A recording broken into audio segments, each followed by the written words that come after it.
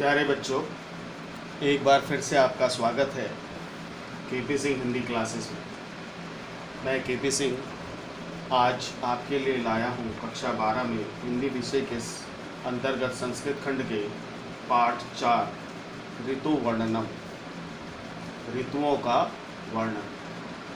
तो आरंभ करते हैं हम आज का अध्ययन। संस्कृत खंड चतुर्थ पाठ ऋतु वर्णनम अर्थात ऋतुओं का वर्णन।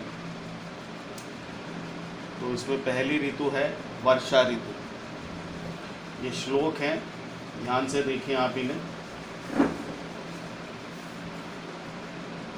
स्वने घनानां प्लवगः प्रबुद्धा विहाय निद्रां चिरसनियुद्धाम् अनेक रूपाकृति वर्णनादः नव अम्बुधारा अभिहता नदन्ति।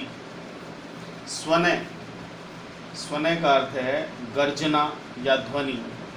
घना नाम बादलों की। प्लवगा मेंढक को कहते हैं, प्लवगा मेंढक। प्रबुद्धा विहाय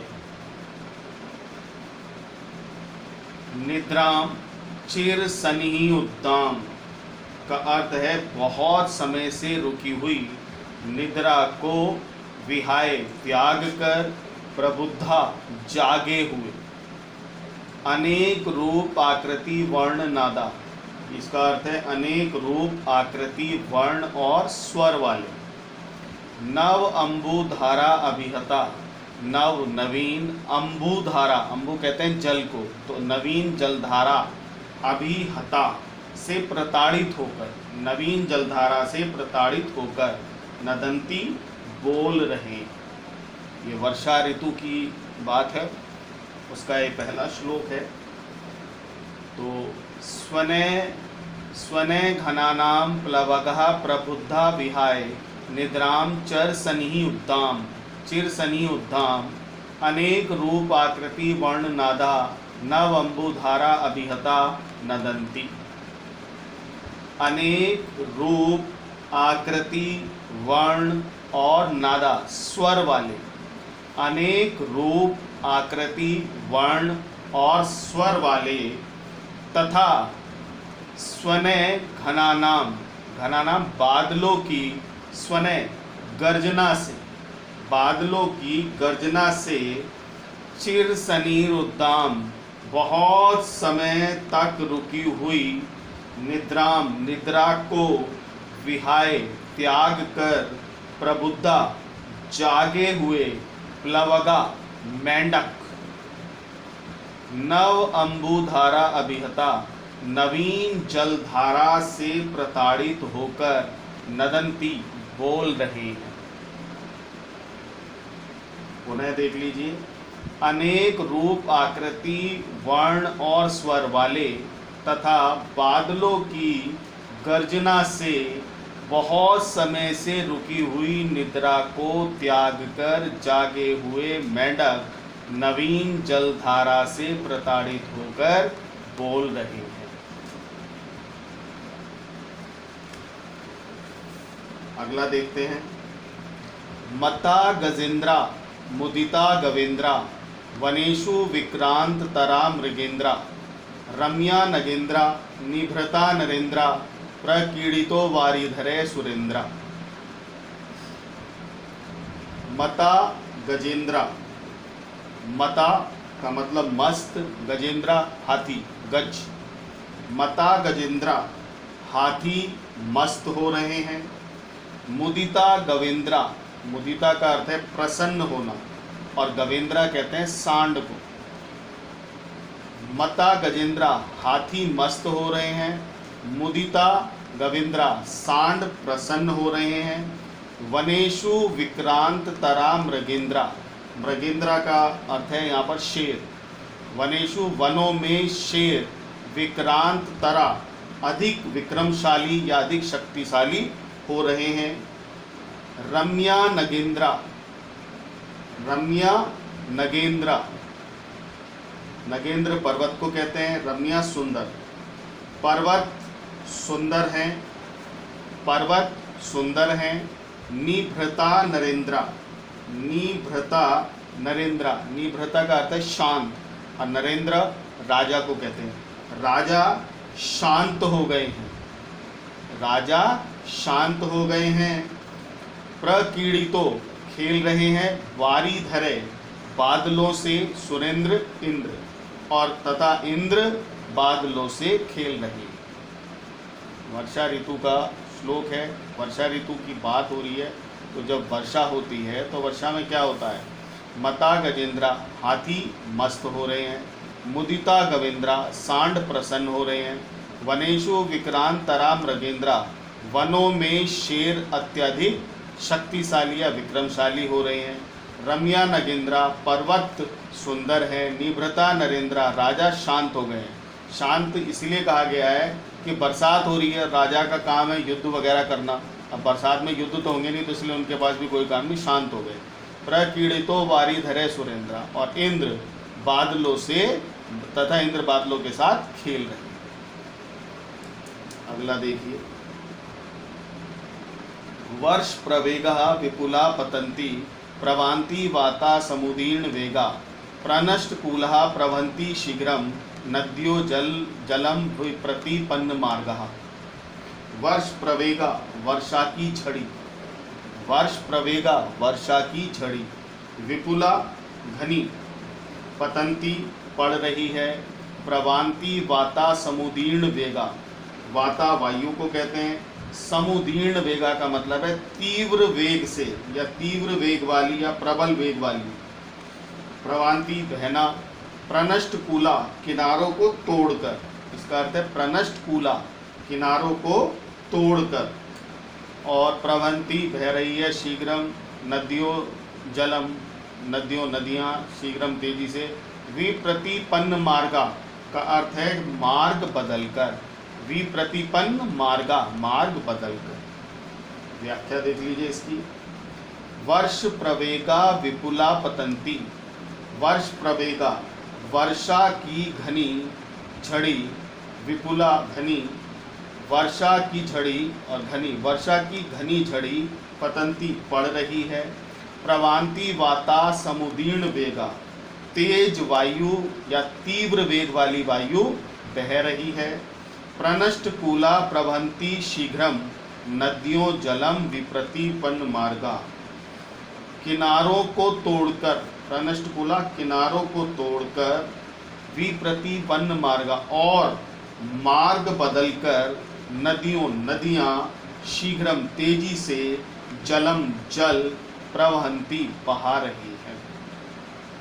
वर्षा की घनी झड़ी पड़ रही है।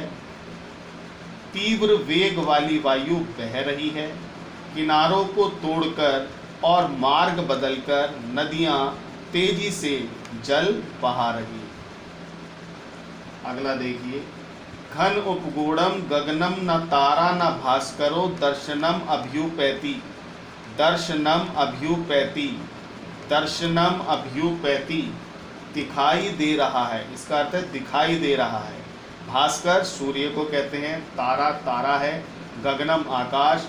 घन उपगूढ़म, घन बादल को कहते हैं, और उपगूढ़म ढका हुआ। तो घन उपगूढ़म का अर्थ है बादलों से ढका हुआ।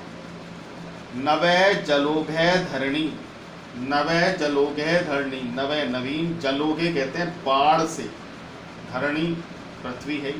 वितृप्ता, तृप्त हो गई है। तमो विलिप्ता न दिशा प्रकाशा, तमो विलिप्ता का अर्थ है अंधकार से लिपि। तम का मतलब होता अंधकार। तमो विलिप्ता, अंधकार से लिपि। दिशा, दिशा। प्रकाश का मतलब चमक नहीं रहे। व्याख्या देख लें।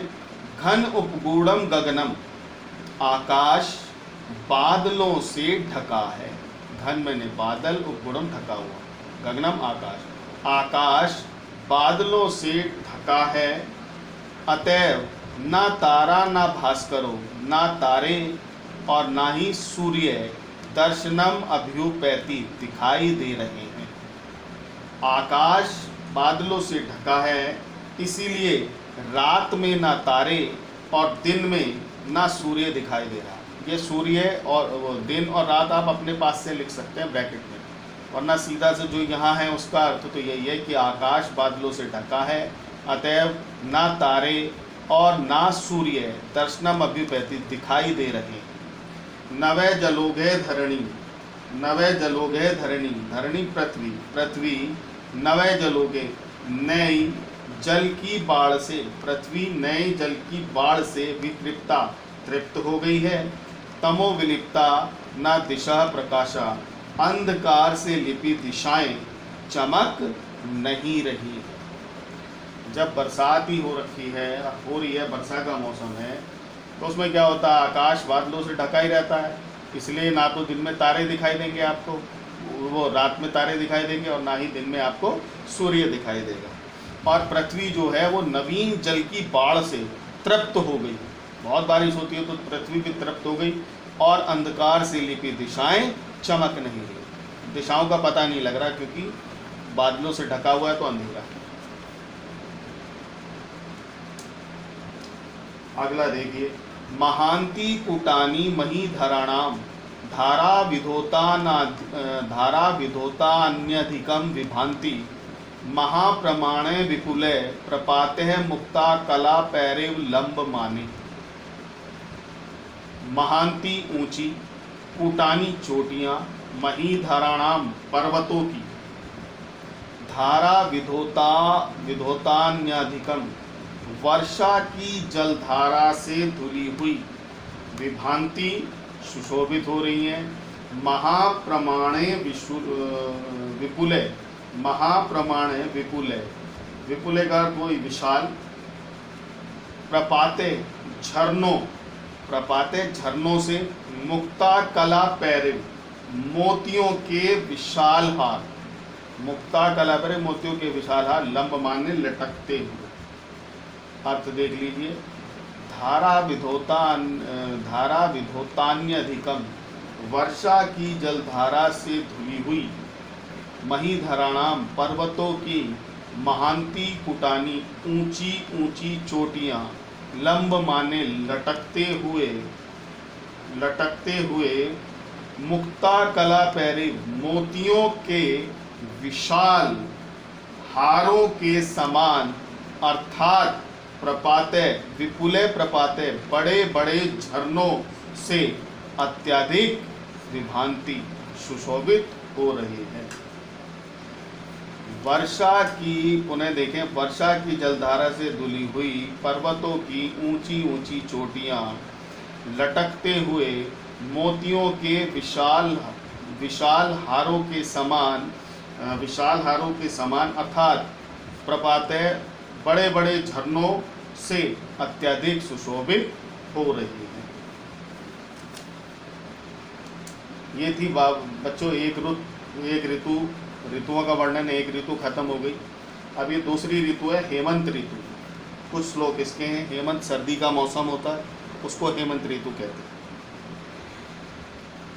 अत्यंत सुख संचारा मध्याह्ने स्पर्शतः सुखा, दिवसा सुभग आदित्य छाया सलिल दुर्भगा। अत्यंत सुख संचारा, संचारा आने जाने के योग्य, सुख सुखपूर्वक, अत्यंत अत्यधिक, अत्यंत कह दो। मध्याह्ने दोपहर, मध्याह्ने बीच दोपहर का समय, स्पर्शतः सुखा सुखदायी है स्पर्श से। दिवसा सुभग आदित्य, सुभग आदित्य कहते हैं अच्छे सूर्य को, अच्छे सूर्य वाले, आदित्य सूर्य को, सुभग अच्छा, अच्छे सूर्य वाले। दिवसा दिन, छाया सलिल दुर्भगा, छाया और सलिल जल को कहते हैं, छाया और जल दुर्भगा प्रिय नहीं लगते या कष्टप्रद लगते। तो हेमंत ऋतु के ये श्लोक हैं। क्या कहा जा रहा है, इसका अर्थ देखिए श्लोक का। अत्यंत सुख संचारा, कि हेमंत ऋतु के, ब्रैकेट में लिख सकते हैं आप इतना, हेमंत ऋतु में दिन अत्यंत सुखपूर्वक संचारा, इधर उधर आने जाने के योग्य हैं। हेमंत ऋतु में दिन अत्यंत सुखपूर्वक इधर उधर आने जाने के योग्य हैं। मध्याह्ने दोपहर के समय, स्पर्शतः सुखा धूप के स्पर्श से सुखपूर्वक हैं या सुखदायी हैं। दोपहर को धूप अच्छी लगती है, तो दोपहर का समय धूप के स्पर्श से सुखदायी है। दिवसा सुभग आदित्य, सूर्य के कारण या अच्छे सूर्य के कारण दिन सुखदायी या सुखपूर्वक होता है। किंतु छाया सलिल दुर्भगा, किंतु जल और छाया कष्टप्रद लगते हैं। सर्दी में क्योंकि जल अच्छा नहीं लगता और छाया भी अच्छी नहीं लगती, सबको धूप चाहिए। तो पुनः देख लीजिए एक बार कि हेमंत ऋतु में दिन अत्यंत सुखपूर्वक इधर उधर आने जाने के योग्य हैं। दोपहर के समय धूप के स्पर्श से सुखदायी हैं। अच्छे सूर्य के कारण दिन सुखदायी या सुखपूर्वक हैं, किंतु छाया और जल के कारण कष्टप्रद लगते हैं। अगला देखते हैं। खरजूर पुष्प आकृति भी शिरोभी पूर्ण तंडुलय, शोभन्ते किंचिदालंबा सालय कनक प्रभा। खरजूर पुष्प आकृति भी, खजूर के पुष्प के समान आकृति वाले, शिरोभी कहते हैं बालों को। कौन सी बाल? जैसे गेहूं की बाल होती है, धान की बाल होती है जिसके अंदर दाने पड़ते हैं, वो बाल शिरोभी। पूर्ण तंडुले, पूर्ण पूरा, और तंडुल कहते हैं चावल को, जो कच्चा चावल होता है। पूर्ण तंडुले का अर्थ यहाँ पर है चावलों से भरी हुई। शोभन्ते शोभित हो रहे हैं। किंचित आलंबा, किंचित कुछ, आलंबा झुके हुए, कुछ झुके हुए। शालय कहते हैं धान को, शालय धान। और कनक प्रभा, कनक सोने को या सुनहरा, प्रभा चमक, यानी कि सुनहरे रंग वाले। अर्थ देखते हैं इसका। खरजूर पुष्प आकृति भी, खजूर के पुष्प के समान आकृति वाले, पूर्ण तंडुले चावलों से भरी हुई, शिरोभी बालों से, किंचित आलंबा कुछ झुके हुए, कनक प्रभा सुनहरे रंग वाले, शाले धान, शोभन्ते शोभित हो रहे हैं। सर्दियों में होता है ये, हेमंत ऋतु में। खरजूर पुष्प आकृति भी, खजूर के पुष्प के समान आकृति वाले, पूर्ण तंडुले चावलों से भरी हुई, शिरोभी बालों से, किंचित आलंबा कुछ झुके हुए, कनक प्रभा सुनहरे रंग वाले, शाले धान, शोभन्ते शोभित हो रहे हैं। अगला देखते हैं। एते ही समुपासिना विहगा जलचारिणा, न अवगाहन्ति सलिलम अप्रभगल्भा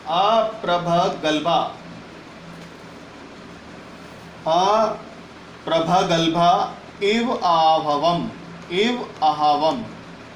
एते ही समुपासिना विहगा, एते ही समुपासिना विहगा जलचारिणा, न अवगाहन्ति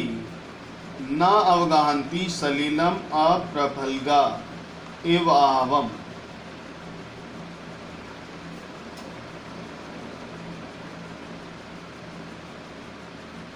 जल के समीप समुपासिना, विहगा पक्षी या जलचर, जल के समीप बैठे हुए जलचर, जलचारिणा जल में उसी प्रकार न अवगाहन्ति प्रवेश नहीं कर रहे हैं, सलिलम अप्रगल्भा इव आहवम। इव आहवम, आहवम का अर्थ है युद्ध भूमि में। अप्रभल्गा, अप्रभल्भा का अर्थ है कायर व्यक्ति, सलिलम जल में। कि एते ही समुपासिना विहगा जलचारिणा, कि जल के समीप बैठे हुए ये जलचर जल में उसी प्रकार न अवगाहन्ति प्रवेश कर रहे हैं, जल में उसी प्रकार प्रवेश नहीं कर रहे हैं जिस प्रकार युद्ध भूमि में, जिस प्रकार कायर व्यक्ति अप्रभल्गा, कायर व्यक्ति युद्ध भूमि में प्रवेश नहीं करते।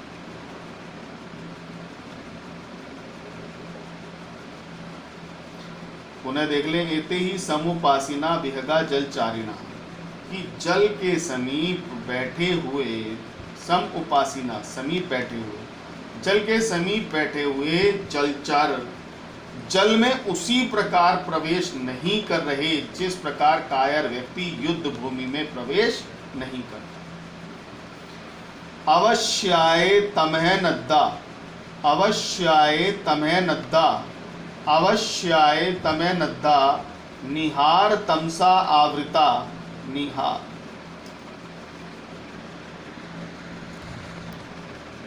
सॉरी बच्चों, अवस्याय तमह नद्दा, निहार तमसा आवृता, प्रसुप्ता एव लक्ष्यन्ते विपुष्पा वनराजे। अवस्याय तमह नद्दा, ओस के तमह अंधकार से नद्दा बंधी हुई, ओस के अंधकार से बंधी हुई, निहार तमसा आवृता, निहार कोहरे की धुंध से, तमसा धुंध, यहाँ पे आवृता ढकी हुई, कोहरे की धुंध से ढकी हुई, ओस के अंधकार से बंधी, कोहरे की धुंध से ढकी, प्रसुप्ता एवं सोई हुए से, लक्ष्यन्ते प्रतीत हो रही है, विपुष्पा पुष्पों से रहित, वन राज्य का अर्थ है वन वृक्षों की पंक्तियां। अर्थ देख लें, अवस्याय तमह नद्दा, ओस के अंधकार से बंधी, निहार तमसा आवृता, कोहरे की धुंध से ढकी, विपुष्पा पुष्पों से रहित, वन राज्य वृक्षों की पंक्तियां, प्रसुप्ता एवं सोई हुई सी, लक्ष्यन्ते प्रतीत हो रही है। उन्हें देख लीजिए, अवश्याय तमह नद्दा, ओस के अंधकार से बंधी, निहार तमसा आवृता, कोहरे की धुंध से ढकी, विपुष्पा पुष्पों से रहित, वन राज्य वनों की पंक्तियां या वृक्षों की पंक्तियां, प्रसुप्ता एवं सोई हुई सी, लक्ष्यन्ते प्रतीत हो रही। अब ये तीसरी ऋतु आ गई है, बसंत ऋतु। सुख अनिलयम, सुख अनिलयम सौमित्रे, कालः प्रचुर मन्मथा, गंधवान सुरभि मासो, जात पुष्प फल द्रुमा। सुख सुखद, अनिल वायु, हवा को कहते हैं अनिल, अयम यह, सुख अनिल अयम यह, सुखद वायु वाला यह, सौमित्रे लक्ष्मण के लिए आया, सुमित्रा के पुत्र थे, तो वसंत के ये सारे ही श्लोक लक्ष्मण को संबोधित करते हुए कहे गए। सौमित्रे लक्ष्मण के लिए, काल है समय, प्रचुर मन्मथ कामोदीपक, प्रचुर मन्मथ का अर्थ है कामोदीपक, अत्यधिक कामोदीपक, गंधवान सुगंध, गंधवान सुगंध से युक्त, सुरभि मासो बसंत का मास, बसंत का महीना, और जात पुष्प फल द्रुम, द्रुम कहते हैं वृक्ष को, द्रुम वृक्ष को, पुष्प फूल को, फल से, और जात का मतलब है हो गए। अर्थ देख लेते हैं, सुख अनिल अयम सौमित्रे, काल कालः प्रचुर मन्मथा। हे लक्ष्मण, सुखद वायु वाला यह समय, सुखद वायु वाला यह समय, प्रचुर मन्मथ अत्यधिक कामोदीपक है, गंधवान सुगंध से युक्त, सुरभि मासः इस वसंत के महीने में, जात पुष्प फल द्रुम वृक्ष पुष्प और फल से युक्त हो रहे हैं। पुनः देख लीजिए, हे लक्ष्मण, सुखद वायु वाला यह समय अत्यधिक कामोदीपक है, सुगंध से युक्त बसंत के इस महीने में, या बसंत के इस महीने में वृक्ष पुष्प और फल से युक्त हो रहे हैं। अगला देखिए, पश्ये रूपाणी सौमित्रे वनानाम पुष्पशालीनाम, सृजताम सृजताम पुष्प वर्षाणी वर्षम, तोयमुच्चाम इव, तोयमुच्चाम इव, तोयमुच्चाम इव, तोयमुचाव कहते हैं बादलों को, और इव का मतलब समान या जैसे, बादलों जैसे या बादलों के समान। पुष्पशाली नाम, पुष्प वर्षाणी, पुष्पों की वर्षा कर रहे हैं। पश्य, देखने के लिए आता है। सौमित्रे लक्ष्मण, अर्थ देखते हैं, व्याख्या देखते हैं। हे लक्ष्मण, सृजताम पुष्प वर्षाणी, पुष्प, जैसे बादल, जैसे बादल वृष्टि की सृष्टि करते हैं, ऐसे ही पुष्प वर्षाणी, पुष्प वृष्टि करते हुए या पुष्प की वर्षा करते हुए, पुष्पशालीनाम, फूलों से शोभित, वनानाम, वनों के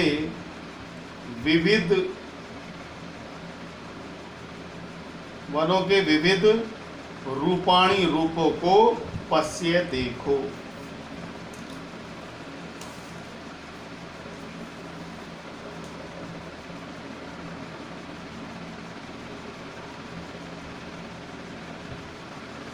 पश्ये रूपाणी सौमित्रे वनानाम पुष्पशालीनाम सृजताम पुष्प वर्षाणी वर्षम तोयमुचाम एव। वर्षम यहाँ पर इसका अर्थ है वर्षा से, सृजताम का मतलब सृजन करना, और तोयमुचाम एव बादलों के समान। कि हे लक्ष्मण, जैसे बादल वर्षा की सृष्टि करते हैं, ऐसे ही पुष्प वृष्टि करते हुए फूलों से, पुष्पों से युक्त वनों के विविध रूपों को देखो। अगला श्लोक देखते हैं। प्रस्तरेषु च रम्येषु विविधा कानन्द्रुमा वायु वेग प्रचलिता पुष्पः अवकिरन्ति गाम। गाम का अर्थ है यहाँ पर पृथ्वी। गाम पृथ्वी, पृथ्वी को। प्रस्तरेषु पत्थरों पर, रम्येषु सुंदर, विविधा अनेक प्रकार के, कानन द्रुमा, कानन जंगल को कहते हैं, द्रुमा वृक्ष को कहते हैं, तो कानन द्रुमा करते हैं जंगली वृक्ष। वायु वेग प्रचलिता, वायु के वेग से हिलने पर, पुष्प है, पुष्पों को, अवकिरंती का अर्थ है बिखेर रहे हैं, अवकिरंती बिखेर रहे हैं। व्याख्या देख लीजिए। प्रस्तरेषु च रम्येषु, सुंदर पत्थरों पर, सुंदर पत्थरों पर, विविधा कानन द्रुमा, अनेक प्रकार के जंगली वृक्ष।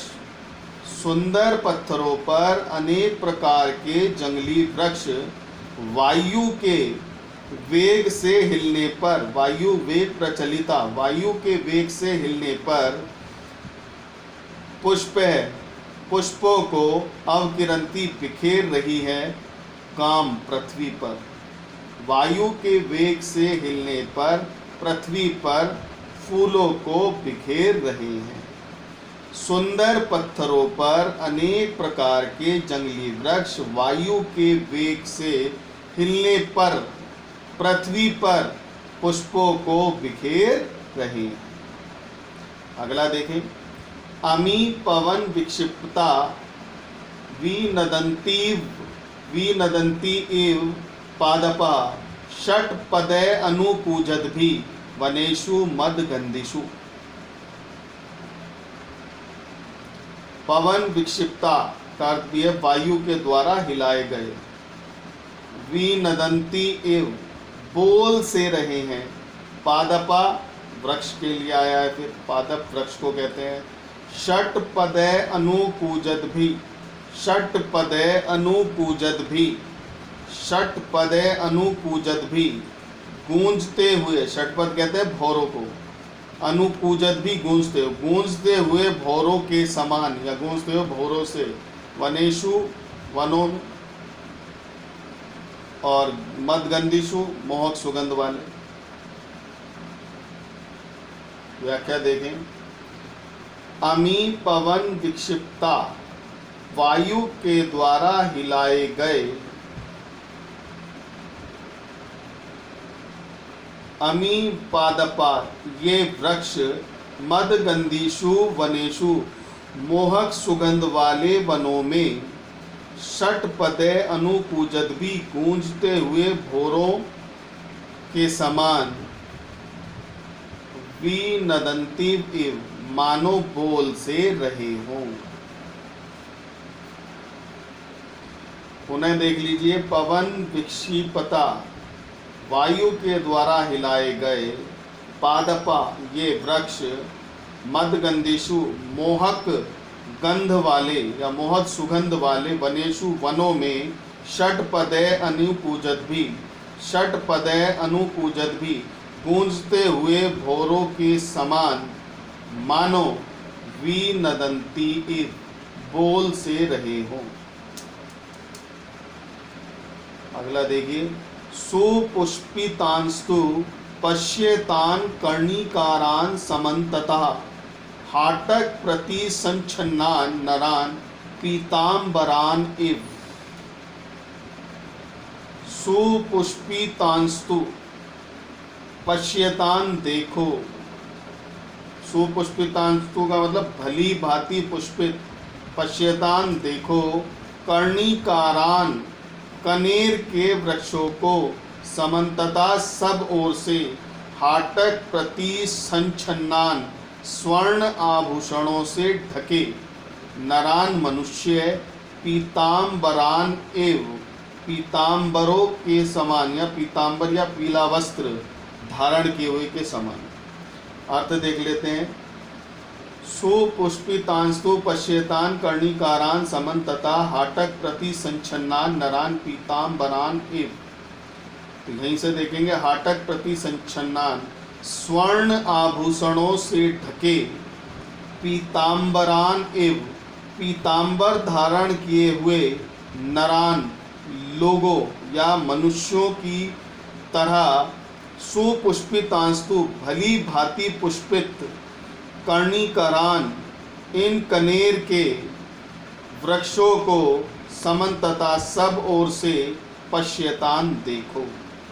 उन्हें एक बार देख लीजिए, हाटक प्रति संच्छन्नान स्वर्ण आभूषणों से ढके, पीतांबरान एव, पीतांबर धारण किए हुए, नरान लोगों की तरह, सुपुष्पितांस्तु भली भांति पुष्पित, कनेर के इन वृक्षों को, समन्तता सब ओर से, पश्येतान देखो। तो बच्चों, ये पाठ यहीं समाप्त होता है। इस वीडियो को ध्यानपूर्वक देखें, हर श्लोक को समझने का प्रयास करें और इस वीडियो के बाद जो कार्य दिया गया वो कार्य अपनी कॉपी में करें। मिलते हैं अगले वीडियो में।